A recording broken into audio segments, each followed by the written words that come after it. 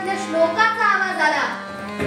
सदा चक्रवाकासी मातंड जैसा पुरी खाली तो संकटी स्वामी तैसा हरी भक्तीचा भावकाचे निशाणी उपेक्षी करा रामदासाभिमानी. जय जय रघुवीर समर्थ. या खडखडीत आवाजातला हा श्लोक ऐकला आणि गोपजी पंतांनी विचारलं, कोण आहे? समर्थ म्हणाले, पंत आम्ही रामदास. आमची धर्माची लेक वेण्णा कुठे आहे? गोपजी पंतांची बोबडीच वळली. समर्थांना आता काय उत्तर द्यावं हे त्यांना कळेना. तेवढ्यात आतून राधिकाबाई आल्या. त्यांनी समर्थांना पाहिलं. त्या जराशा सावरल्या आणि म्हणाल्या, काय गोसावी बुवा, रात्री अपरात्री दुसऱ्यांच्या लेकी मागता? या राधिकाबाईंच्या प्रतिप्रश्नावर उत्तर न देता त्याच्याकडे पूर्णतः दुर्लक्ष करून समर्थ 2 पावलं चालत पुढे आले. त्या पायरीवर त्यांनी आपल्या हातातला तो तेल तुपाने तुळतुळीत केलेला सोटा पटला आणि त्या क्षणी गोपजी पंतांचं अवसान गळालं. अहो खोटा अवसान ते समर्थांपुढे असंही किती काळ टिकणार होतं.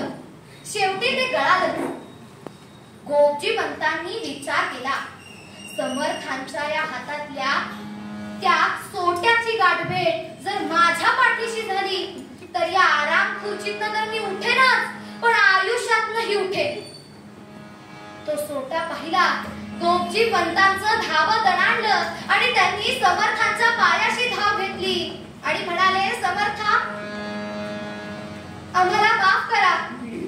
आम्ही आपल्या धर्माच्या कन्येला वेण्णेला ठार मारलं. गोपजी पंतांनी घडलेला सगळा प्रसंग समर्थांना सांगितला. समर्थांनी गोपजी पंतांकडे एकवार कटाक्ष टाकला आणि गोपजी पंत समर्थांना घेऊन वेणुबाईंच्या खोलीपाशी आले.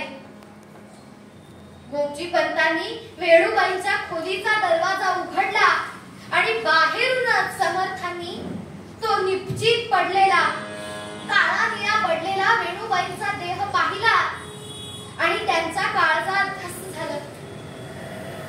नयनात अश्रू दाटले आणि समोर पाहतात तर काय, रामराया तिथे साक्षात होता. तिथे त्याची मूर्ती होती आणि समोर वेणुबाई अशा निश्चित पडलेल्या होत्या. ते बघून समर्थांना फार वाईट वाटलं. त्यांनी रामरायाच्या चरणाशी धाव घेतली आणि म्हणाले, रामराया, अरे तुझा प्रसाद ग्रहण केला होता ना हिने, आणि तो प्रसाद ग्रहण केल्यानंतर तिला मरण यावं हे काही बरोबर नाही रामा. माझ्या वेण्णाला मला परत दे. अरे त्या भगवान भोलेनाथाने शिवशंकरांनी सुद्धा तुझ्या या रामनामाची कसोटी देण्यासाठी विषप्राशन केलं होतं आणि आज या कलियुगामध्ये माझी ही शिष्या, माझी ही लेक वेण्णा, तीही तुझ्या नामाच्या परीक्षेसाठी आज तिने विषप्राशन केलंय. रामा, तिला उत्तीर्ण कर. माझी ही वेण्णा मला परत दे रामा, माझी ही वेण्णा मला परत दे. आजपर्यंत मी तुझ्याकडे काहीही मागितलं नाही, पण आज मागतोय, मला माझी वेण्णा परत दे रे. आजपर्यंत तू माझ्याकडनं जे काही कार्य घडवून घेतलंस ते कार्य मी अविरतपणे पुढे करावं असं जर तुला वाटत असेल तर माझ्या लेकीला, या वेण्णाला जिवंत कर. अशी आर्त साथ रामदास स्वामींनी त्या करुणासागर दयाने धसलेल्या त्या श्रीरामाला घातली. धर्मकन्यका वेणू भजला, धर्मकन्यका वेणू भजला, रे रामा तसे मुजला, प्रसाद भक्षुन मरणी निजला, येणे रोगणसे, प्रसाद भक्षुन मरणी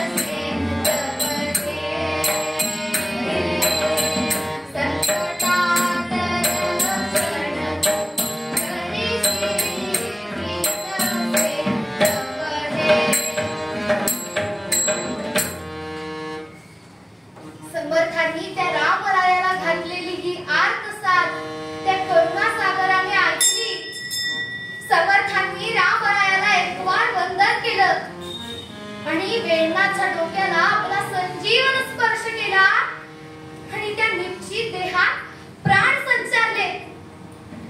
त्यामध्ये चैतन्य जागृत व्हायला लागलं. वेण्णाबाईची बोटं हलली. समर्थांनी रामरायाला एक बार वंदन केलं. वेण्णाबाई उठल्या.